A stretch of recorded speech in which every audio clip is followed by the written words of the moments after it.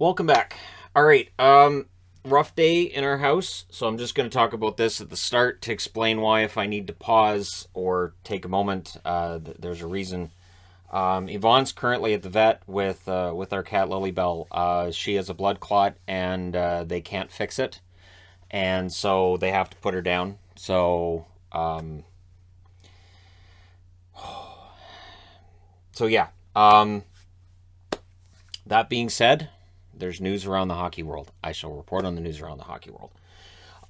Jesse Puljujarvi is out about 4 weeks with a lower body injury for the Oilers. This took place during last night's game, so he gets a goal and then he ends up out of the game.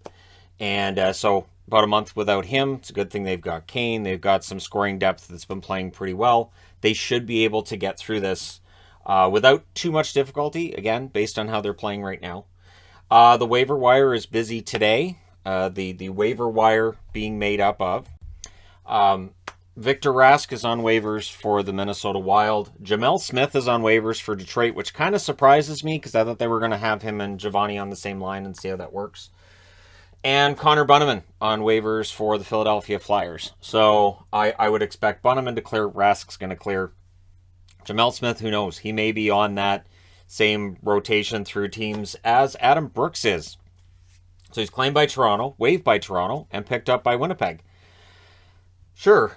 So with the reason the Jets are going to pick up Brooks, and he may get into the lineup, is Perfetti and Kopp are both out with upper body injuries. It sounds like Perfetti's is going to keep him out a little bit longer than Kopp, but they're both seen as relatively day-to-day.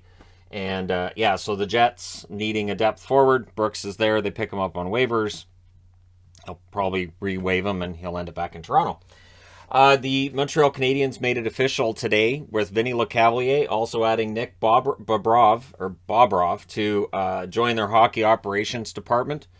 So for Vinny Lecavalier, this has been talked about for a while. It's now official that he's part of hockey operations. And so they're bringing in people from Tampa. You've got Marty St. Louis behind the bench. You've got Vinny Lecavalier in a hockey operations role, clearly trying to change the way that this team is run and bring in new voices and new opinions, and it's a good idea. Also, from last night's game between the Toronto Maple Leafs and the Pittsburgh Penguins, I did see Matthews clash his teeth with the crossbar. I didn't talk about it in the review because A, I thought it was a weird thing to write on the board, and B, he did come back into the game after exiting for what you have to assume is some dental work. It looked painful. Looked very, very painful. I'm sure it was, but he didn't end up missing the game. And I don't think he missed that much either when he did exit the game.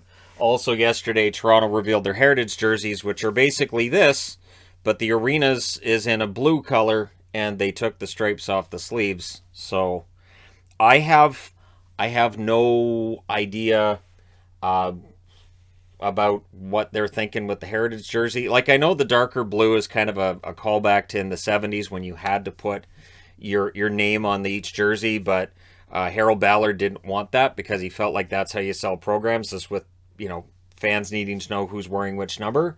So he had the names in a blue color that was almost matching the jerseys. So that's what they're calling back to, at least probably calling back to with those arenas jerseys.